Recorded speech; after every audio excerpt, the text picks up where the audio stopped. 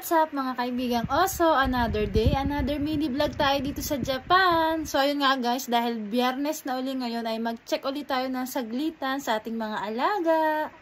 At ito na nga mga guys, yung nangyari nung September 23 to hanggang ngayong araw. Bali nung Monday pa lang, may malaking candle na talaga. At ayun nga, maraming indikasyon na bullish na nga po ang ating stock market. So far, so good. Yung ating isang linggo sa PSEI. So, tingnan na natin ating mga alaga.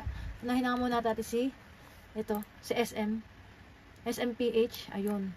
September 23. September 23, ayan. Ito yung nangyari nung ating isang linggo.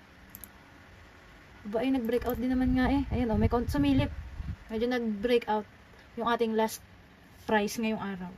Ayan So far so good at malapit na nga rin pala siyang malapit nang mag golden cross, isang indikasyon na talagang mag-a-uptrend ang ating SMPH or mag-change na lang siya ng trend. Ayan. Mga after 1 week pa ulit ito bibisitahin natin. Pero so far so good. Ayan Next naman ay tingnan natin Metrobank. Etong si Metrobank kakabigay lang ng dividend. Ayan. September 23. Ayan breakout. Pero may red candle tayo ngayong araw. Pero so far, so good pa rin ang MBT natin. Breakout siya ng breakout. Ito, breakout dito. Tapos dire-diretso doon. Ayan guys, tumaas lang din yung presyo. Next naman ay MWC. Tingnan natin to. Ayun, ano nangyari? Wow! MWC, mukhang kakaiba ang takbo nito. Nag-breakdown naman siya dito sa ating itong ating, ayan, nagguhit tayo dito. Para nag-consolidate siya dito. Bumalik siya dito sa consolidation. Tapos pa siya, nag-trade below MA50. So tingnan natin sa mga susunod na linggo kung magi-stay ba siya dito. Kung magi-stay lang ba siya dito sa ating, dito sa support na to. Gaganyan-ganyan ba siya? Or kung anong gagawin niya? Hindi natin masasabi. Ayan, tingnan natin kung ganito lang ulit. Bago siya bumalik ulit pataas. Or bababa na siya talaga. Pero ang kabuuan kasi ay bullish, so baka dito lang din yan siya. Hindi pa rin natin masasabi, kaya ingat-ingat pa rin tayo. Ganun lang naman dito sa stock market. So naman yung DNL, yung kakabili lang natin. Ayan.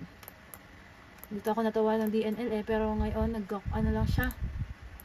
Consolidation siya dito after breakout. Ayan Yung malaking candle na ito Ayan, itong malaking candle na ito. Then consolidation lang siya dito. Tingnan natin kung saan siya pupunta sa mga susunod na linggo.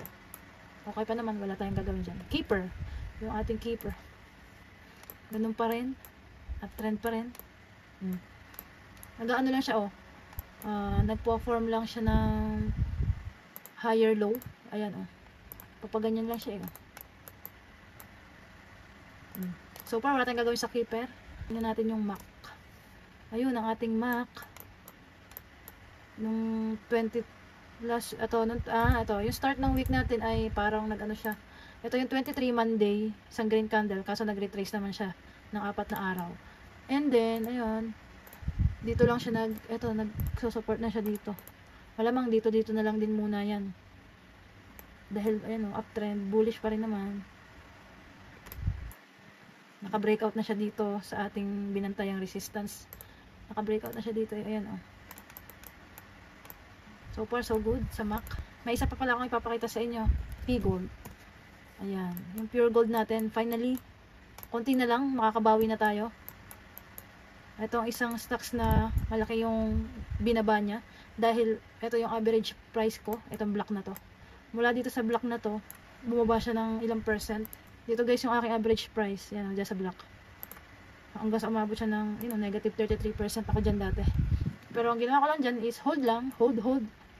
Long term. Pero syempre meron niyang guys may dahilan yan bakit hinold ko at hindi ko pinapakialaman. So ngayon, nakabawi na ako. I mean, hindi nakabawi. Nakabawi dun sa ibinaba niya. Umaga nakaka-recover na yung aking loss. And ilang percent na lang babalik na ako sa aking average price. Siguro nandito ako namimili before, dito sa banda dito. And then ayun nga, bumagsak siya ng bumagsak. At nag-golden cross na rin pala siya Ayan nakaka-recover na. So pagdating niya dito sa price na to, ayun. Ano na kami? Tablado na. bumalik na siya sa average price ko. And titingnan natin sa mga susunod pang buwan kung bibigyan na tayo ng kita ni Pure Gold. So, ayun lamang po muna mga kaibigang oso ang ating video sa ating mga alagang binabantayan weekly. Ginagawa ko rin pala to para masanay yung aking mata sa chart para hindi ko rin makalimutan. So, ayun. Thank you for watching. Bye!